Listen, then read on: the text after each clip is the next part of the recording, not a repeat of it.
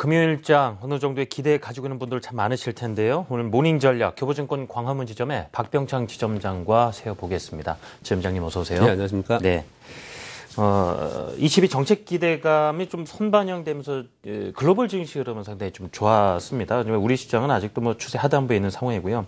코스닥만 잘 나가는 상황이다가 어제 그 또 6년 만에 이 고점 부분에서 네, 그래서 힘이 조금 꺾인 모습 보여서 뭔가 추세를 만들어보려고는 하는 것 같은데 뭔가 계속 아쉬운 느낌입니다. 지금 이번 주 뭐 여러 가지 기대감 버무려진 가운데 시장 특징도 한번 짚어주시고요. 예. 투자 전략 하나씩 좀 만들어 갔으면 합니다. 예, 말씀하신 대로 글로벌 시장은 22 정책 기대감으로 인해서 굉장히 좋은 모습을 보였습니다. 그렇지만 우리나라 시장에서는 국내 기관들의 그동안에 계속 매도가 있었고요. 네. 그래서 아직도 코스피를 보면은 추세 하단 부분에 있는 그런 모습이 있습니다. 여기서 꺾어 올라가면서 추세를 만들어야 되는 상황, 만들어야지 좀 분위기가 좋아질 텐데 그렇지 못한 모습을 계속 나타내고 있습니다. 그 과정 속에서도 22 정책 기대로 인해서 유가 그리고 유가 저점에 대한 기대 이런 부분들이 맞물리면서 정유화학, 조선, 철강 업종들의 주요 종목들이 저점으로부터 약간씩 반등하면서 지수를 좀 끌어올리는 그런 모습을 좀 보였었고요. 그동안에 계속 코스닥이 강세를 보였습니다. 반도체와 헬스케어, 게임, 핀테크 종목들이 강세를 보였는데 어제 그 경기 민감주가 좀 오르면서 코스닥 지수가 연중 최고 지수로부터 고점으로부터 차익 매물이 약간 나오면서 어제 점심 이후에 고점으로부터 매물이 좀 나오는 그런 모습을 나타냈기 때문에 이후에 이쪽의 부분도 어떤 모습이 나타날지 우리가 좀 주의 있게 살펴볼 필요가 있다. 이렇게 좀 최근의 시장을 좀 설명드리겠습니다. 네. 자, 이 유럽중앙은행 양적 완화 정책 결과가 나왔는데요.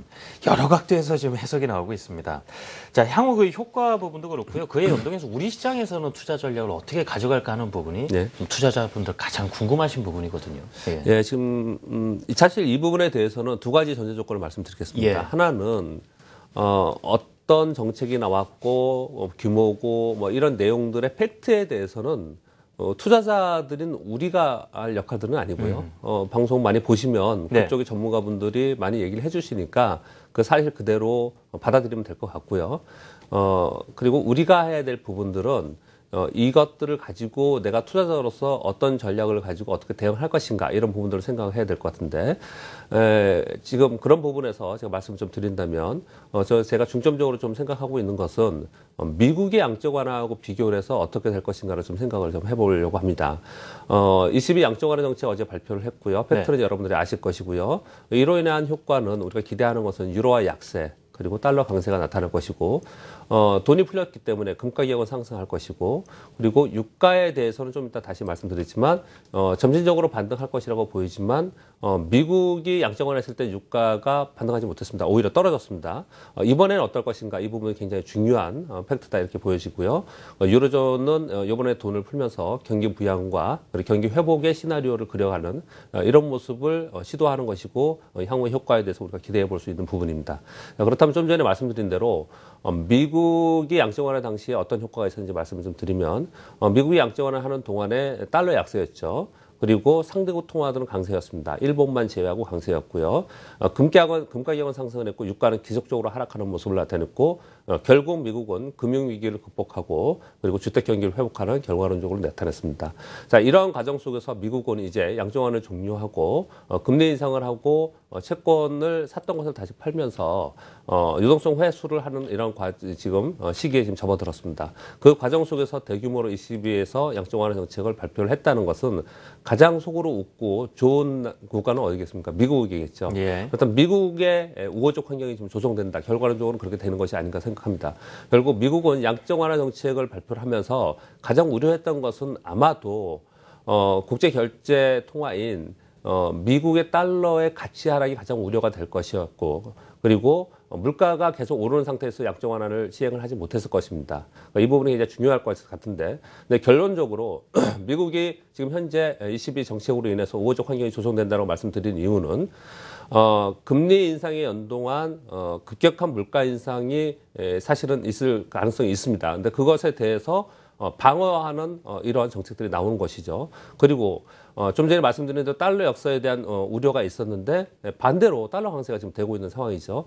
달러 강세가 계속 된다면 나중에 수출이나 이런 부분에 좀 경상 수지에 좀 문제가 된다. 이런 과정 속에서 다시 유럽이 올라온다면 상대적으로 달러 약세가 다시 하반기에 대해서 접어드는 그런 모습이 나타나겠죠. 그리고 매입한 채권 가격 매각 시에 채권 가격이 급격하게 하락하면 안 되는데 반대로 사주는 곳이 생겼기 때문에 그것을 방어하는 하락을 방어하는 이런 역할이 되겠죠. 미국의 입장에서는 너무나 좋은 환경이 지금 이어지고 있다 이렇게 좀 판단해 볼 수 있겠습니다. 그럼 미국만 좋냐? 미국만 좋고 끝나면은 나중에는 부작용이 분명히 나타날 수 있겠죠. 근데 우리가 기대하는 것은 이런 거 아니겠습니까? 네. 미국이 결국은 위기에서 극복하고 경기 회복 단계에 들었는데 이제 경기 회복 단계에서 이제 제조업체를 살리면서 그리고 빈부격차도 좀 줄이면서 향후에 글로벌 경기를 살리려고 하는 과정 속에서 20에서 대규모 약정 정책을 했기 때문에 이후에 미국이 그동안의 위기 상황이었기 때문에 자국의 이익만을 가지고 계속해서 어떤 정책을 펴나갔겠죠. 네. 근데 이제는 20에서 요번에 이런 정책으로 인해서 22도 기저효과에서 저점으로부터 경기가 회복하는 그런 모습이 나타난다면 결국은 궁극적으로 미국이 원하고 전 세계가 원하는 글로벌 경기 회복의 시나리오를 가려고 하는 그 과정 속에 있다라고 우리가 기대해 볼 수 있고 우리가 바라는 것이 그것이 아닌가 생각합니다. 결국 한국 시장에 대한 기대도 그런 것입니다. 상반기에는 지금 강한 달러가 지금 유지되고 있지만은 결국은 하반기로 접어들면서 강달러가 약화되면서 그것이 좀 해소되는 그런 모습이 나타나고 또 유가의 부분에서도 좀 전에 말씀드렸지만 저유가가 그리고 급락하고 나서 저유가 계속 유지되고 있는데 이것이 적정 유가로 터닝하는 그런 모습이 나타날 것이고 그리고 글로벌 경기 침체에서 경기 회복 단계로 가는 그런 과정 속에서 미국이 먼저 경기 회복을 이뤄지고 그리고 유로존과 중국 등의 경기 회복이 점차로 따라오면서 결국 마지막에 한국이 그 수혜를 입는 이런 모습이 나타났기 때문에 결국 시장을 보시면 미국이 가장 강세인 것이고 그다음에 유럽이 쫓아 올라가는 것이고 유럽 안에서도 그중에서도 좋은 국가 쫓아가는 것이고 거기에 연동하면서 나중에 쫓아갈 것이기 때문에 우리나라 시장을 본다면 그 시차의 범위가 분명히 있다라고 생각을 하시면서 우리나라 시장의 전체적인 흐름을 판단하는 것이 맞지 않을까 라는 생각을 좀 하고 있습니다. 저 투자 전략 말씀드리기 전에 예. 유가에 대해서 잠깐만 좀 말씀을 드리면 네. 사실 제가 이 타이틀을 하면서 유가 반등이 나타날 것인가 이런 부분에서 고민을 하면서 미국이 양적완화 정책을 하면서 가장 굉장히 저도 개인적으로 고민을 하고 좀 이해가 안 됐던 부분은 그만큼 돈을 풀었는데 왜 국제 상품 가격 특히 유가가 오르지 못할까 굉장히 고민을 그동안에 많이 했었는데 결국은 나중에 이제 후에 보니 미국과 그 전 세계 국가에서 증산을 계속해서 해왔기 때문에 미국은 거의 2배 정도 그 사이에 위기를 극복하는 과정 속에 거의 2배 정도 증산을 했죠. 그런 과정 속에서 물가를 잡아놨고 그리고 유가가 계속 떨어지는 그런 모습을 나타냈었죠. 그래서 이번에 유로존에서 대규모 약정완화 정책을 하면서 이번에도 또 유가를 잡아야 되는 상황이냐, 예. 이번에는 좀 다른 모양이냐 이 부분이 굉장히 키포인트지 않을까 생각을 합니다. 미국의 상황에서는 아까 말씀드렸듯이 달러가 약세가 되거나 또 물가가 급격히 올라가는 것을 방어할 수밖에 없는 그런 상황이어서 굉장히 정치적이고 인위적으로 그런 부분이 좀 상당히 있었지 않을까 생각을 좀 합니다.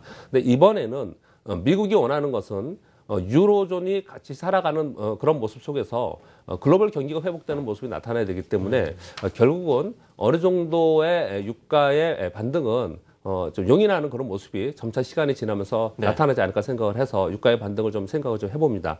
투자 전략을 말씀을 드리면 우리는 두 가지 스탠스를 지금 개인 투자자 여러분들도 두 가지 스탠스를 준비해야 된다고 두 가지. 생각합니다. 예. 자금과 투자 대상을 미리 준비해야 되는데 그 두 가지는 첫 번째는 시장의 상방과 하방을 둘 다 열어놓고 내가 시장이 상방으로 추세를 잡을 때 어떤 종목을 가지고 어느 정도 자금을 가지고 투입해 가지고 내가 할 것인가 미리 준비를 해야 됩니다. 아마도 경기 민간주가 되겠죠. 거기에 미리 종목을 선정해 두는 것이 좋을 것이라고 판단하고요.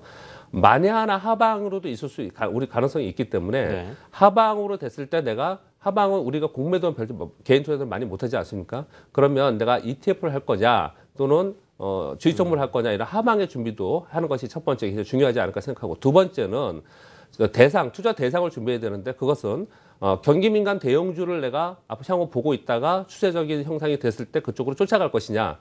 역시 우리나라는 아직까지는 박스에서 돌파하지 못할 것 같아. 그렇다면은 경기 비민감주인 중소형주에서 내가 어떤 종목을 선택할 것인가 이 두 가지 스탠스를 다 가지고 종목도 선택을 하고 자금 운용도 선택을 해서 이 두 가지를 전부 다 가져가야지 어느 일방으로 가져가는 것은 지금 현재 방향이 정해지지 않았기 때문에 그 방향은 적어도 우리나라 대형주들의 실적 발표가 마무리된 2월 첫째 주 이후에 방향을 여러분이 잡으면서 선택을 하는 것이 맞지 않을까 저는 투자 전략 그렇게 보고 있습니다. 네. 그다음 코스닥 시장도 정리를 한번 해주시죠. 지금 뭐 580선 올라갔다면 이제 떨어진 상황이어서요. 좀 강하게 밀어낼 수 있을지 어떻게 될까? 코스닥은 어떻게 정리를 해볼까요? 전 이번에 조정을 보이더라도 다시 올라갈 수 있는 부분이 좀 있다고 생각합니다. 이유는 달라진 수급 주체이고요. 코스닥의 웬만한 좋은 종목들을 보면 연기금과 외국인들이 지분이 급증한 상황이고요. 그리고 그동안에 큰 폭으로 거래대금이 증가하고 있고 시가총액 상위 종목들이 강세를 보고 있습니다. 결국 다음 카카오 여러분들 보시면서 다음 코코가 죽지 않고 수급이 뒷받침되면서 올라가는 상황이 된다면 코스닥이 쉽게 꺾이지 않을 거라 생각하면서 코스닥의 우량주를 여러분들이 거래하시면 될 거라고 판단을 하고요. 주의점은 2월 첫째 주라고 제가 기준을 정해드렸는데 경기 미감주가 급격하게 추세적으로 강세를 보인다면 상대적으로 코스닥은 약세다. 그 부분만 주의하시면서 여러분들 보시면 될 것 같고 2월 달에 코스닥은 실적 발표를 합니다. 뭐 바텍이나 메톡스, BH 이런 종목들 굉장히 실적이 좋은데 이런 종목들에 대해서는 지금 조정기에 여러분들이 관심을 가지는 것이 맞지 않을까 판단하고 있습니다. 지금 자막이 지금 나오고 있는데요. 실적을 발표하는 지금 기업들 좀 굉장히 좋아지는 기업들 선별을 해야 된다는 말씀이셨죠. 지금까지 교보증권 광화문 지점의 박병창 지점장과 함께 거래소 또 코스닥의 대응 전략 어떻게 좀 시나리오를 만들어가면 좋을지 말씀 들어봤습니다. 감사합니다.